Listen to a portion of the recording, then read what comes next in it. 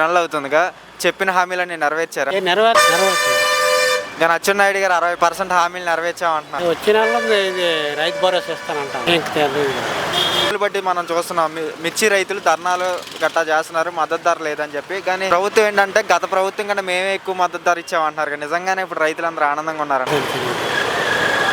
గతంలో జగన్మోహన్ రెడ్డి గారి పాలనకి ఈ పాలనకి తేడా ఏంటి? అదే అతను అన్ని పథకాలు ఇచ్చి అతను పథకాలు పెట్టలేదు. త్వరలో పెడతానంటాను, ఏం తెలియదు.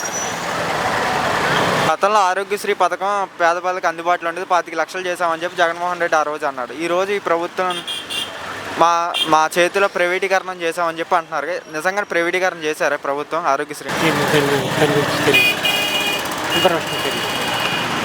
నిత్యావసర వస్తువుల ధరలు ఎలా ఉన్నాయి బాబాయ్ గతానికి ఇప్పటికి? ఛార్జీలు పెంచరని చెప్పి ఆ రోజు చంద్రబాబు నాయుడు గారు అన్నారుగా, ఈరోజు ఆ హామీని నిలబెట్టుకున్నారా? ఛార్జీలు మామూలుగా ఉన్నాయి. ఓకే.